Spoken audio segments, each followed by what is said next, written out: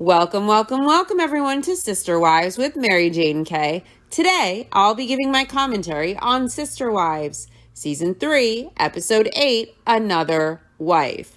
This episode had a lot of interesting perspective on the wives, different thoughts on polygamy, and why they live it. And interestingly, Mary admits that she chose to live polygamy because she had to for religious reasons. And she admits it's a monogamous world. She did it because she felt she had to for God, because God wants it, not because she wanted it for herself.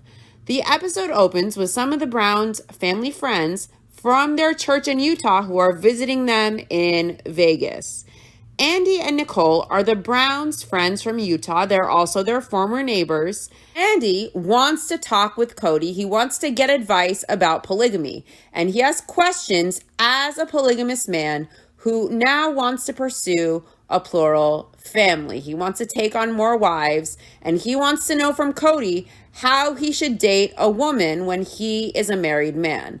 And he also wants to know, how do you court? What's the etiquette as a married man? This guy is getting advice from Cody. It's like the blind leading the deaf. Yes, Andy, ask Cody. Cody knows best. Let's remember, he knows the etiquette as a married man. He knows best. Cody was courting Robin, and he would spend long weekends away from his family, so much so that it got to the point where Christine feared that Cody was replacing his family, his existing wives and kids, with Robin and her children. And of course, we know that came to fruition. And Christine was very pregnant with Truly during a high-risk pregnancy, and Cody would leave Christine regardless. And he was crying on her bed during her limited nights with him in the rotation, crying about how he missed his soulmate. He just wanted to be with Robin. He was lovesick. Cody has all the finesse. He knows all the etiquette. For example, when you find the soulmate wife, the favorite wife, it's okay to have different standards for her. It's okay to have different standards when courting her than he did with any of his other wives, like kissing before the altar when his wives had to wait till the wedding, or picking the wedding dress. He only picked Robin's dress. He couldn't care less about the details of his weddings with his other wives. But apparently, Cody Brown is the go-to guy for courting advice in his church. That's how high the morals and standards are here. Andy mentions how the wives and Cody all live together under one roof in Utah. And now in Vegas, they don't. And he says now it's almost a divorce for Cody and the wives. To Andy, it's a divorce because they don't live together in Vegas. Mary looks shocked at this. Christine says she thinks her jaw dropped open. Cody next addresses his family along with Andy and Nicole, and he addresses bullies, like the really big bully in their community, Warren Jeffs. Calling Warren Jeffs a bully is far too benign. This man, Warren Jeffs, is a criminal of the highest order. He's a cult leader. He's an abuser. He's an offender. And on and on. The epitome of evil. He isn't just a bully. Cody explains to his family that Warren Jeffs is the leader or the prophet of the FLDS church. And Christine says Warren Jeffs was convicted of child abuse. And Cody explains that his family are nothing like that. Well, Cody did court a minor who was 17, and he had to wait until she turned 18 to get engaged. And she called off the wedding a week before it was supposed to take place. And Cody also says it's a patriarchy and his wives need to be obedient to him.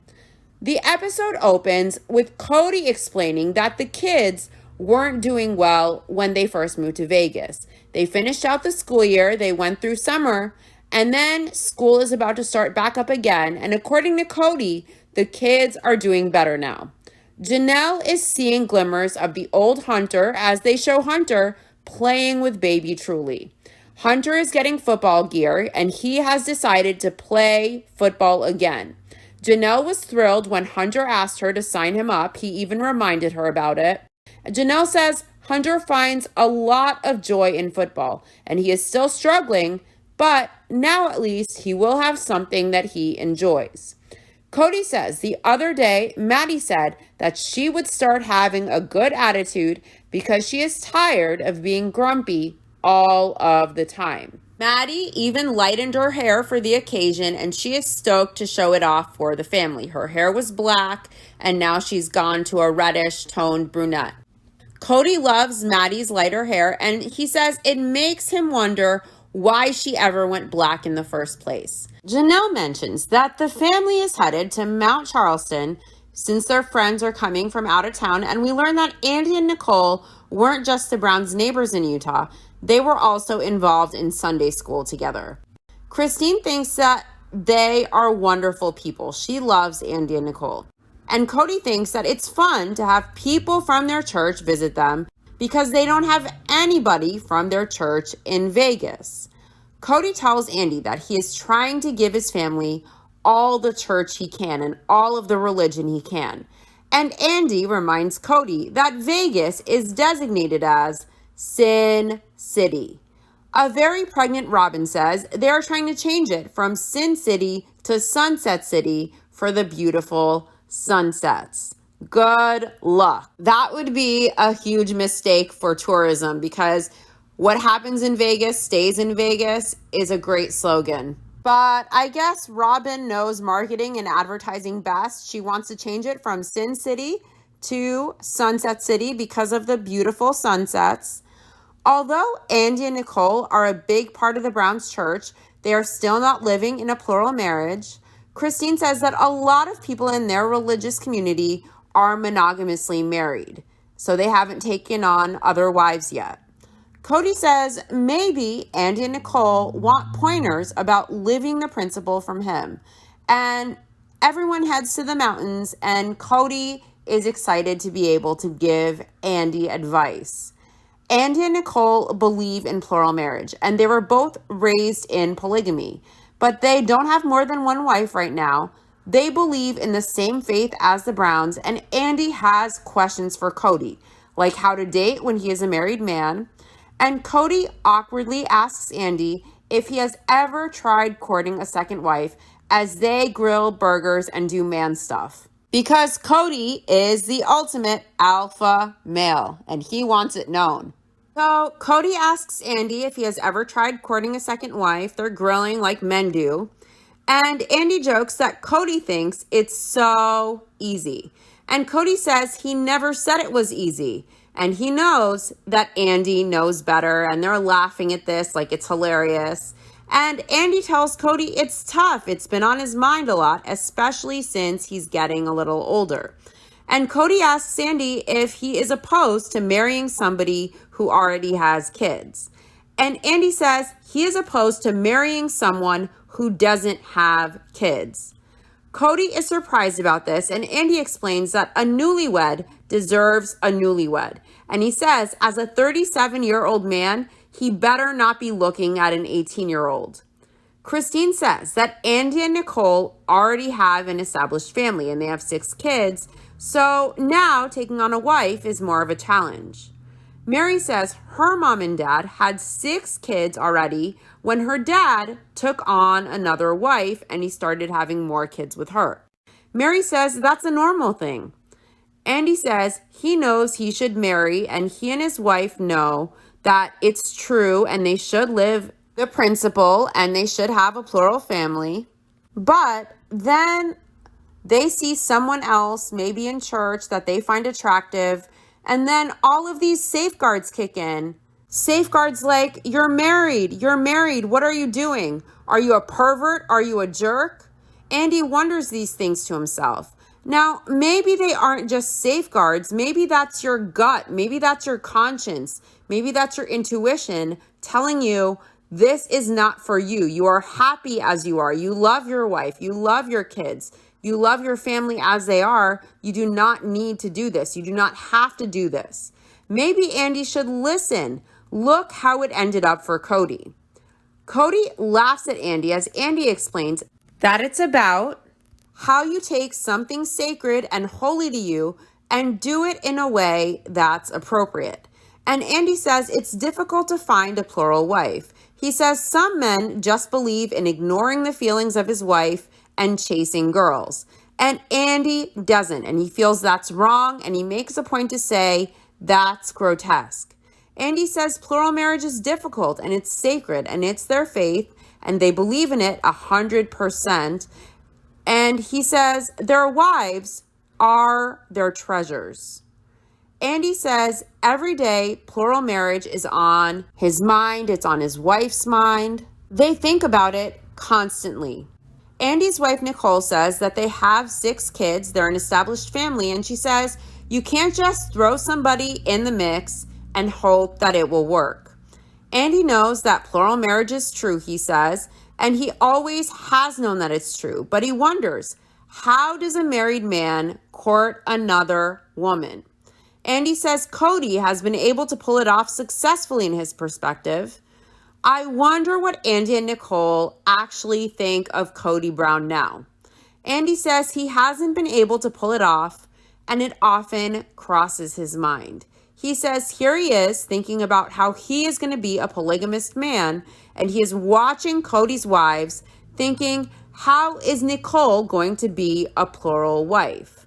Mary asks Andy if this is why he hasn't done it yet, and he says, absolutely. I think Andy and Nicole may have grown up in polygamist families, and they may believe their faith in theory. However, I think the wife, Nicole, doesn't really want more wives, and I think Andy really loves his wife, and he cares about his relationship with her, and he cares about his kids, and he cares about his family, and he cares about his wife's feelings, and he knows that this will destroy his wife, and I think he feels he has to do this to get into heaven for spiritual reasons, for his religion. I don't think this man from his soul, from the bottom of his heart, from his conscience, wants more wives. I really don't think Nicole wants it either. I think Nicole and Andy are happy as they are, and maybe they feel that if they don't do this, they won't get into heaven. They both really seem to dread it. They seem hesitant. They seem reluctant, and they know the damage this will do. And they feel like they have to do this spiritually, take on another wife. But I really don't think they want it. I think they're doing it because they think they have to for God. Mary advises Andy that he and Nicole need to jump into it with both feet. And Nicole adds, then close your eyes really tight. Andy says in Utah, the Browns all live together as a family, and now they don't. So he says, whether anyone wants to admit it or not, essentially, the wives now have shared custody with Cody. So now it's almost a divorce, and the wives do not like this. Mary is shocked. Cody looks pissed. Nicole, Andy's wife, has a look on her face like, shut up, you idiot. Andy says he is sorry if this is sensitive, but this is on his mind.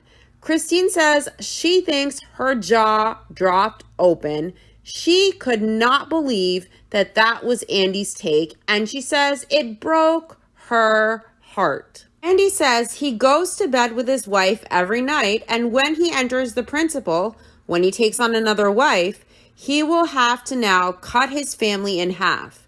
And then it's Nicole alone going to bed alone at night, and it's him with someone else thinking that his wife is home alone. Cody acknowledges that that doesn't look appealing to most people. And Andy asks, does it to anyone? Mary chimes in that she gets what Andy is saying because people have asked her, if you didn't have to do this, would you?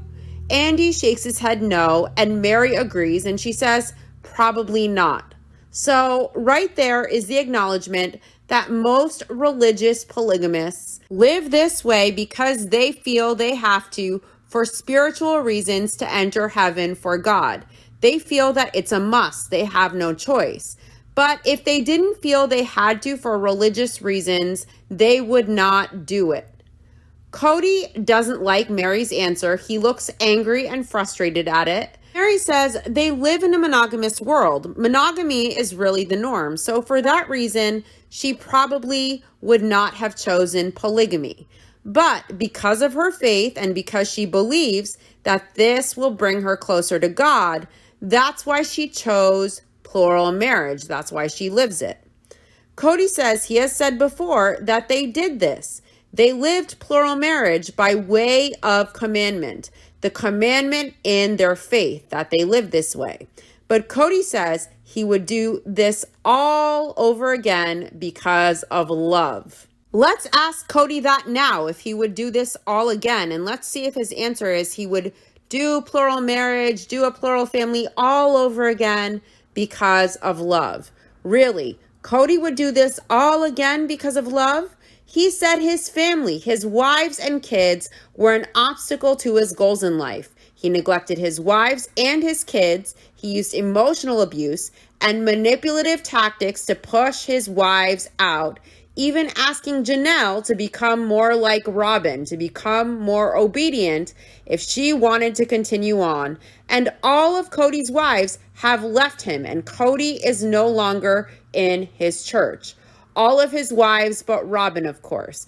And Cody, we learn, no longer believes in the faith, and he successfully pushed out every wife but one, the favorite wife, and he admitted he didn't love Christine, he didn't love Janelle, he didn't love Mary. Would Cody do this all again for love, really, or is he just being a used car salesman as usual? Andy says, it's trust in God, and God said, this will help you grow. This is your next step. You are married, you have 6 kids, so here is the next available step for you. So he asks, do you believe God or not? Andy asks, do you go into this finding another wife going, God damn it, I've got to eat my broccoli now? And Mary nods yes. Janelle adds that she doesn't know if she would have lived plural marriage if she didn't believe in the principle at the beginning. But she says now, looking back, if she could have the perspective she has now, having lived it, she would still do it. She would still be in a plural family. Andy tells Janelle that that's his mom's perspective. Also, she shares that of how will you know how wonderful plural marriage is until you do it. Andy says, here he is. He believes it. It's his faith. He believes in the principle, and he is sitting in a church with Nicole, his beautiful wife, and every unmarried woman in that church is now a potential wife. So he says, you find yourself looking at the ground because how do you do that? This feels very culty, as if people are trying to push him to go on with this and have a plural family, and it doesn't feel intuitive to him. It feels like he's being forced to do it, or he's choosing to do it because he feels he won't get into heaven otherwise. And this feels like this man's conscience and his gut tell him, this is wrong for me. This is not natural for me. He loves his wife. He is happy with his wife. He doesn't want to actually do this. He doesn't want another wife. He has all of this pause and all of this hesitation. And he's considering his needs. He's considering his wife's needs. He's considering his kids and how his family is now. And he's considering his feelings, and he's considering her feelings in taking on another wife. And it's agony for him anticipating this, feeling like he has to marry someone else because it's what his faith demands. It's what God wants. And he feels like to deny this next step of taking on another wife is denying God, even though Andy knows deep down that it's wrong and he doesn't want to do this and he doesn't want to hurt his wife. He feels he still has to do this for God in order to get to heaven, to get his planet. And the church people drink the Kool-Aid, they reinforce it, they tell him, don't worry, do this, it's wonderful. It sounds like a cult to me, and it sounds like Andy's instincts are telling him, it's wrong, you don't want to do this, don't do it. And he is so indoctrinated that he feels like if he says no, if he goes with his heart, if he goes with his conscience, that that's against God. It won't get him and his wife into heaven. And the church people reinforce this. Reinforce, don't doubt, ignore your doubts. It's wonderful when they know the truth. These church people seem to push them to guzzle the Kool-Aid. Ignore your doubts. Ignore your ego. Ignore your own arrogance. Don't reject God. This is wonderful. God wants this. Ignore your gut. Ignore your instincts. Ignore your heart. Ignore your conscience. Ignore your common sense. Just do it. Do it. Don't turn away God. Don't reject what he has for you. Imagine the mindfuck that is when you have doubts and you have hesitations and you go to the group and they're all drinking the Kool-Aid and they reinforce the groupthink, leading you away from your truth, all in the name of God. Next, everyone gathers at Christine's for church.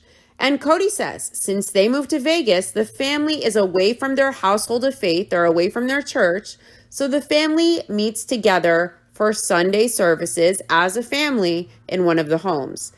Andy and Nicole attend church with the Browns at Christine's. Cody explains that in their Sunday services, they have their prayer time and then they sing hymns. There is a lot of off-key singing going on, very pitchy, no instrumentals, all a cappella. God and the angels probably have their earplugs going to avoid the cacophony coming from the Brown house. The camera shows Hunter, and he looks like he is about to bust out laughing during this quote-unquote singing. Cody explains that in his church, there aren't priests and rabbis. There isn't a professional priesthood, so it's common for the head of a family to lead a church service. This time, Cody is prepared to speak, of course, and he has also asked his wives to speak as well. Christine tells everyone that there is someone they can talk to all of the time, and she says, we have his number, and she holds up a paper that she printed up last minute on the fly as she announces profoundly, that's God's number on this paper, as she holds it up, and it says, God's number is Jesus, with Jesus spelled out all in capital letters, Jesus. Andy is speaking next, and he is winging it. He talks about what he has seen of the Browns this weekend and how they have laid their family out in front of everybody. He talked to them all about it, and he says especially the little ones might not always feel like it's fair. Andy says when he was the kids' age, they hid everything about their lives, about who they were. Even the neighbors didn't know that they were a plural family, and Andy says it was hard. Andy says when you have an environment where everybody is hiding things, that lets evil flourish. Andy asks, when Daniel was told he couldn't pray or else they would be killed and thrown in the lion's den, did he go hide in a corner? He didn't. Andy says he threw his windows open and he prayed. He let everybody see him do it. And that's what he sees the Brown family doing right now. Andy says, no one can tell anyone how to live. He says, you can't. Cody says, Andy's compliment to them about them in front of their kids was golden. Christine says, now McKelty gets it, and she doesn't know if it's just because of Andy's talk, but last night, McKelty said how proud she was of them in doing this and coming out as a polygamist family. She told her family that they were changing the minds of so many people because they came out as polygamists. Christine is emotional. She doesn't want to be tooting her own horn about this. She is really uncomfortable with it, but to have McKelty recognize that, gaining McKelty's respect last night was a big step. And Christine thinks it's all due to Andy. Most people don't care how other people live as long as it's consenting adults. Most people really don't give a fuck. The Browns want tolerance, and most people don't care how they live. Most people don't care at all. And I say live and let live, again, provided it's consenting adults. But let's remember that their faith is exclusionary. They're pleading for tolerance when in their faith, they don't allow anyone who is not white in. And Cody sits there, he says, with his cap in hand bullshit, saying, accept us, when most people do accept them. Most people really don't give a fuck how other people live.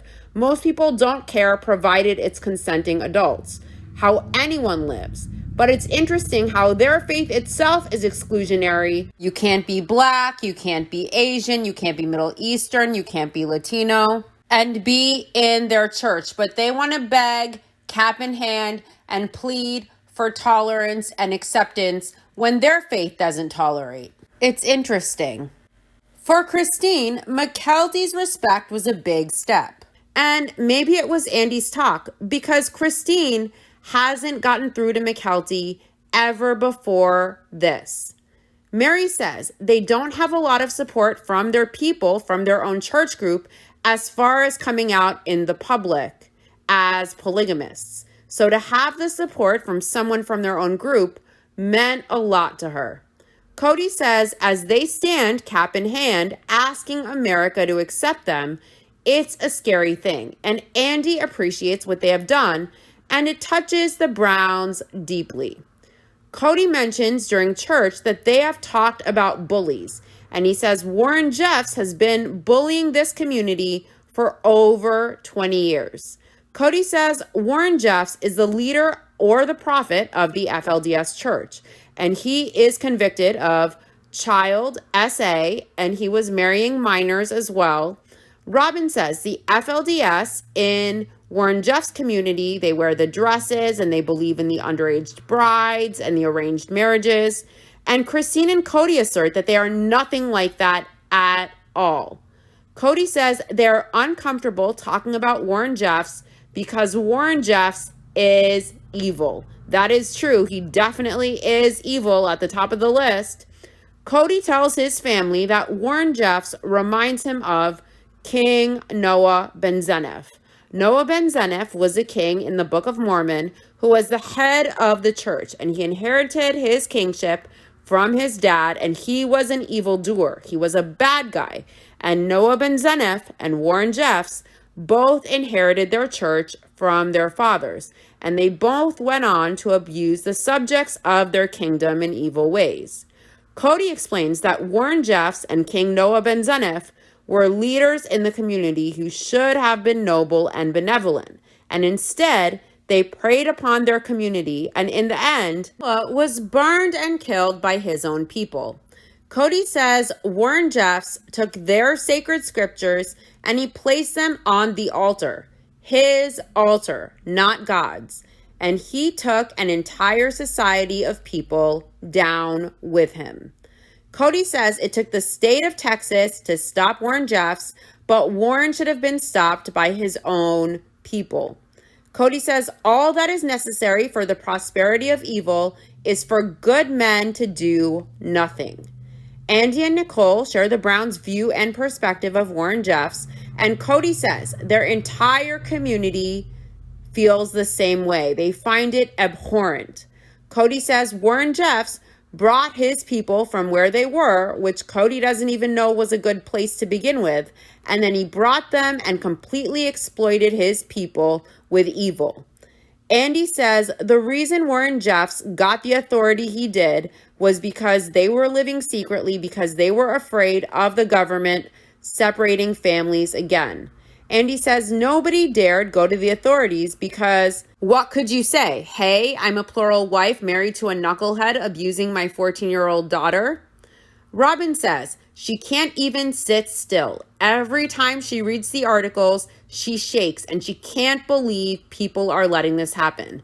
She can't imagine that these moms would allow this. Andy says the blame is in persecuting a lifestyle, and he says it's never going to go away, so these people bunker down and they hide in the shadows, and he asks, what do the shadows attract? The scum. Andy says he feels they have people among their own faith he feels are the scum of the earth. Christine is frustrated that people still think that's the norm in polygamy. The compounds, Warren Jeffs, the abuse, that Warren Jeffs and his society is the norm. Cody would like to see the society open up and allow those people to emerge without the child brides and without the forced marriages and without the wife reassignment to say, you can live the principle of plural marriage, but you don't have to have these other things that are not scriptural. But it is scriptural, by the way, in Cody's brand of polygamy to exclude people who aren't white from their church. That's okay. And I understand that his polygamy isn't the same as that of the abuse and evil and arranged marriages and child brides and fraud and the control of the Warren Jeffs compounds. But it is still problematic. I mean, Cody courted a 17-year-old when he was of age, and he was at least a couple years older than this girl. And he was in a church that doesn't allow non-whites in, as he begs for tolerance, as the faith he believes in excludes. Andy says the key is with Warren Jeffs, if you back off a little bit, people get it, they are human beings. And Cody says the people of Warren Jeffs that he controlled need rescuing. And one of the reasons the Browns are uncomfortable sitting here blasting Warren Jeffs is because it alienates those people. Christine thinks it will make them go further and further in, so she doesn't want to talk about how bad they are because she wants them to come out to a safe world. And she says if they as a family are representing plural marriage and they are what people see as representative of plural marriage, yet they are throwing their society under the bus, then who is safe for them? Cody agrees that they have to be safe coming out, and Christine says it has to be safe for them to escape. Robin says if they can get to where it is safe for them to open their society so they are not afraid of the law, then they can go in and they can help. Andy says the only way they will come out is if they quit feeling judged. He says he was a thug as a kid, and people would come to him and tell him that they had to get him on the right track. And then he figured it out when everybody backed off and let him figure things out on his own. Cody says there is a difference between he and Andy at 14 and a 35-year-old mother whose 12-year-old daughter is about to be assigned to be married to a 60-year-old. And Cody says that woman has a more open mind. We learned that in August 2011, Warren Jeffs was sentenced to life in prison plus 20 years. Next, Cody and his wives and Andy and Nicole go for a dinner cruise with just the adults on Lake Mead. And Mary asks Nicole why she wants to pursue plural marriage. Nicole says she wants to do it for her because she knows it's true. It's something she has seen that she grew up with, and it has ups and downs, but there's lots of happiness. And Robin asks Nicole if she sees any more benefits to plural marriage other than just that she has a testimony to live it. And Nicole says the kids will have each other and they'll have playmates, they have lots of time together, and they'll have lots of moms to help them. Robin asks if Nicole sees any other benefits as far as the relationships with her sister wives should they take on more wives, or if this is just scary for her. And Nicole pauses and she says, sheesh. You can tell that question overwhelms her and she's not that stoked about possibly having sister wives. Christine says that Nicole's comments made her sad. They asked her, do you want to live plural marriage? They asked what she saw as the benefits of plural marriage. And Christine says she doesn't think Nicole knows what the benefits are. And she says she doesn't think that Nicole is ready to live plural marriage. And Christine warns, it's a big commitment. Mary asks Nicole what her hesitance is. She asks if she has a hesitance to do this. And then Cody asks Nicole what her fears are. And Nicole says her fears are not having Andy with her every night, not having Andy with her kids every day. She wonders what it would do to her kids morally for them not to be around their dad all of the time.